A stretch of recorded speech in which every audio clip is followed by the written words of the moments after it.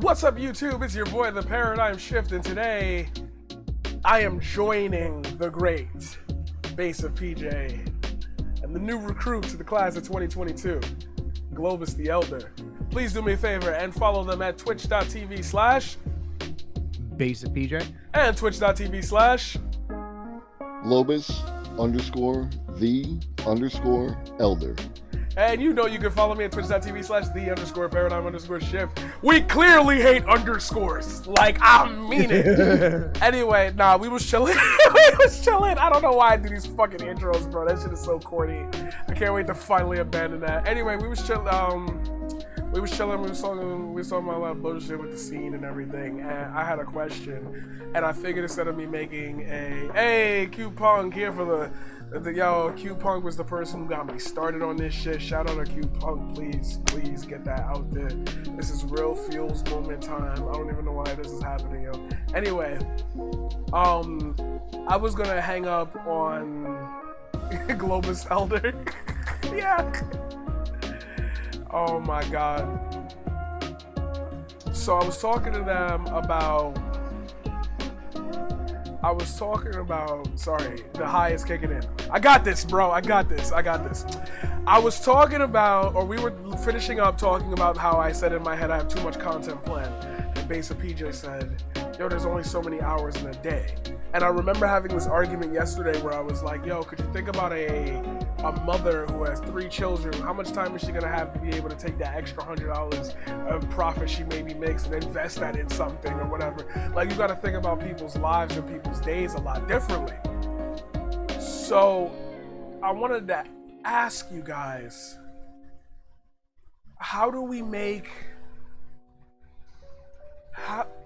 is it possible in a short term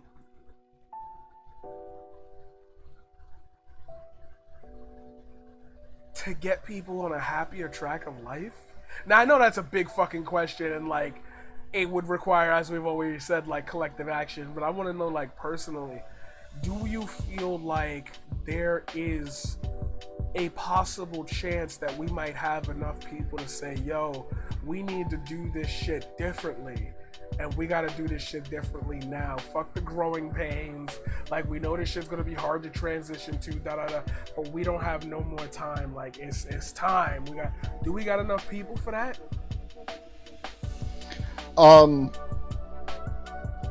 Like, yes, because what there is a process, right? Like, if you have a critical mass, it's all about critical mass. Once you get sufficient numbers in a particular area, then they will begin to absorb others who want to be part of that thing. So it's all about, protecting the community and making it a better, kinder place to be in, and then it will expand naturally because people are looking for something different. People are desperate for hope. You know what I mean? Yeah, and I think within the organizing, like getting into that collective thing, when you organize, you're gonna give, like, hopefully in the process of organizing, you give people a goal, right? You give them a goal, even if it was just like organizing behind Medicare for all advocacy or something like that. But that's the goal, and you're given something, and you're giving someone something to strive for on it. Right? Like I mentioned earlier, the Adam Curtis quote, in order for change to happen, you have to give something of yourself up. You have to give a little bit of yourself up. That's what change is, right? And I think that is maybe something that you can maybe hark and point towards, at least in terms of the Bernie campaign, for all the flaws that were there in 16 and 20. But the fact is that there's a focal point. And it's an eye on the prize. Get the man elected, get people in there, get these policies going, get these changes and so forth. So I think it's there. I think the numbers are there, like from what Globus is saying. Are they corralled and organized and moving in the same direction? No, it's just kind of like a fucking hose that's just like a fire hydrant that's just all over the place right now, right? We need to get a hose onto it to better point the pressure as to where we need it to go, right? We're just a wide open fire hydrant in the street right now. And I think you because if you like in terms of the critical mass, it is there. When you take away the politics of the parties, you take away Democrat and Republican and just go off the issues, the country is left. They want a higher minimum wage. They want Medicare for all. They want sensible forms of gun control. I know it's probably more of a lib thing, but all of these things, you just run down the list. Cut the military budget. Support Medicare. Like I said, Medicare. By the issues, the numbers are on our side in terms of like the sentiments, right, and the feelings. But if there is one thing I will say is the failure of the left in its organizing is giving that bigger picture, giving that bigger. I mean, come on, we're leftists. We're the Marx kids, right? Marx was the grand narrative guy. Marx was the big grand narrative guy, and now all of a sudden we're finding some motherfuckers slipping into the neo-individualism shit that liberalism does. Right. So it's like, so yes, is there a way to sell hope? Yeah, I think there is. But like, if we can do it in a way of like, this is the goal, let's go. Like, come on, let's go. You know what I mean? Like, there it is. But when it's, but the thing is like we don't have that right now, right? Like it's just okay. So you got AOC with some kind of random tweeting on the internet. I think you're not thinking big enough. I think y'all just said some amazing shit and you're not even realizing it. It's the fact that we can point to moments in recent history where we said, "Yo, I think that we're getting people to feel more." I think the individual stories are finally starting to leak through. We're seeing, there's the Dodo and there's the Daily Dose of Internet and like these little channels we barely pay attention to, but these sometimes be the things that people watch. They got that constant realization that there is beauty in this world and we can look forward to a world where the same shit that's going on in Amsterdam that goes viral, I could do that in my town square. We got a town square now, guys. For some reason, we decided to merge the blocks between my high school and my elementary/middle school, and they just merged all the blocks in a row, and we became the town square. They opened up new shops, and they were all owned by people who lived in the neighborhood. Because they lived in the neighborhood, they were getting tax breaks on their buildings, so they lowered the rent for the people there if they had been living there for 10 plus years. Old heads in the neighborhood. Because of that, more people had more money to spend in their neighborhood, and things were able to be developed. It was a constant style that brought in investors, and the investors had to bid super high for it and give benefits to the neighborhood. It's an amazing process that we all put together, and I hate when that shit keep happening, bro. And it's like, that's not, like, that's happening. Like, listen to them. Like, I know it's hard to address, and that's why I asked this question. I know it's hard for us sometimes to address the positives that are coming out because there's literally so much negative, and there's people out there who mean the absolute worst for us. But like, I want you to realize that like, you are not alone in this fight. I know leftism feels really divided, but like, there's mad motherfuckers out there that at least will say, yeah, I'll go on that side for you. I may not show up to the rally, but I will. All right, y'all need me to vote. Like, I even told my dad. He was like, I don't really care, but I couldn't imagine Trump being president. Oh my God. He was getting angry and angrier. I got him to calm down because I explained to him, this is how he's getting away with it. This is the deeper part. They really don't have that empathy. So now he knows to complain about it and leave it alone. That's how you de-radicalize. Oh, you thought I wasn't going to be able to bring it back. That's how you de-radicalize somebody. And look at the question I asked. Like, I want y'all to really paint towards the positivity in that question. Is there a mass of people who really feel like, yo, if shit goes south, if shit just go bad, can we somehow possibly make it up them rungs again? Because that's a tall order for us, because, and I hate to say it because that's real nihilistic, but like, we all know what the end goal is for all of humanity at some point. Like, we can't pretend the sun will eventually engulf us all. Like, that's gonna happen. But like, we got billions of years before that happens. Can we get on one collective track of how we should treat people before we start moving to other planets and shit? Can we understand? Treat them like shit there. Right, like, I asked that for that's so crazy. Okay, now we're off that topic. We're off the question. This is just chat time. I had not a debate. It was just a fun conversation, but we called it a debate because we wanted eyes to get on it. But it was me and my real lefty friend, JD. I'm not sure if he streams anymore. I barely see him on. Bandito Neon. We were having an idea about how people follow religion versus the actual concept of God itself. And how, like I said, I think people would need to be able to separate those two. Because, like, what are we going to do? Are we going to go to Mars and, like, have jail systems? Are there going to be subways that open up on Mars? Like, how are we going to operate that society any different from Earth if we don't have an idea of how, like, we should? It's brand new, right? Like, who sets the rules? Who cares? Are we just going to murder each other? Is the same thing going to happen? Like, these were questions that I had to ask, and it was like, it really makes me think, like, what if you get, like, 2 Christians that go up to Mars? Like, and everybody else says, I don't have that faith. They kill him in their sleep because they like, God sent you on a mission to destroy what I have built. Oh, that won't happen. Bitch, that's happening on Earth right now. Like, come on, man. God commanded Trump. You really think they wasn't talking about the real God? The real God? And that's crazy because, like, people will take that out of context and be like, oh my God, how could you say that? But, like, they said it, though. Like, that's your man's. Like, just pay attention, bro. And that gives me hope. Is that, like, that's how you gotta be on that. You gotta understand, yo, I know somebody who's running for mayor. This other dude also running. Why is so many people who are running for office coming here? Why is so many people who got the right idea coming here? Why is it all of a sudden there's this massive pushback on what we do? What's going on? Instead of you asking a question and trying to get ingrained with the culture, which will help us all grow, because as I've literally said to you, I've been streaming for the past 1 hour and 43 minutes with these 2 people, and we've been more entertaining than anything I've watched from y'all in the last 5 months. Like, come on. I could watch this back and be like, yo, that shit was funny. That shit was funny. That dude on the bottom though, he should shut the fuck up and let the other 2 talk. Like, that shit was funny though. I don't know about that redhead though. I don't know about the redhead. Yeah, that fuzzy background gets me a little nervous. What's he hiding? What's he hiding back there? Yeah, what's he hiding? Why you got that deep blur? You need that's not a Fender Rumble 500. No. You gotta get that. You gotta get that. You gotta get that, like, you gotta that get glow. that deep blur. There you go. That real shit right there.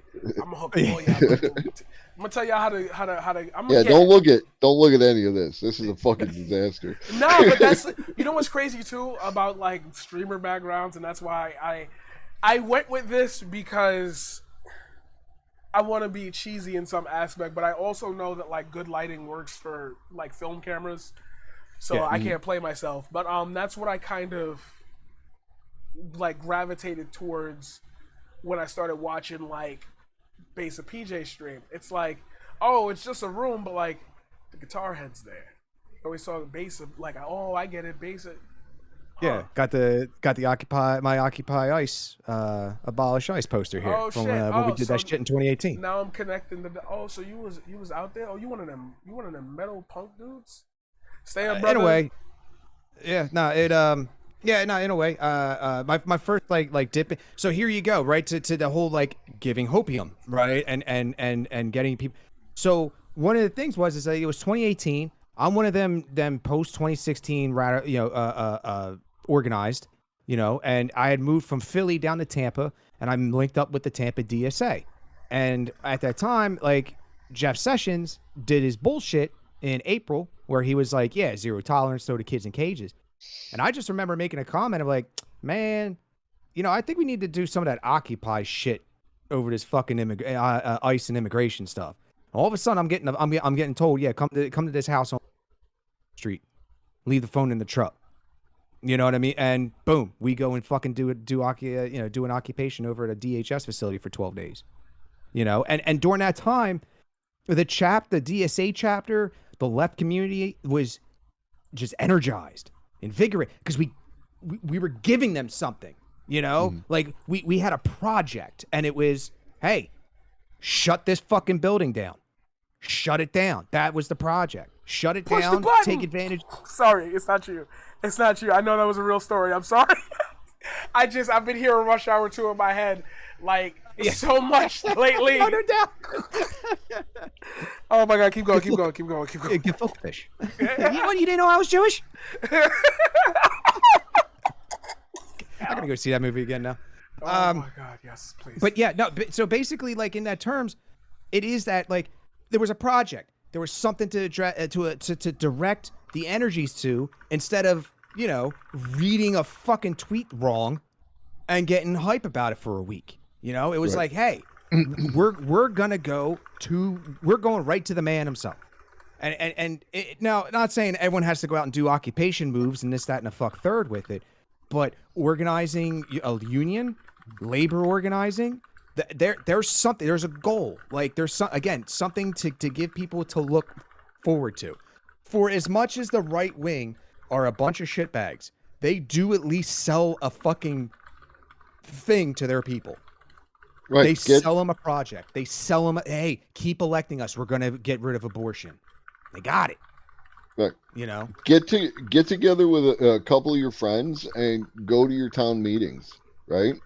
Start there. Like, if people start showing up as a block, even if it's just you and a few friends, you get noticed and you can exert pressure based on that, and you'll know what's going on in your town. Like Levelhead talks about this all the time.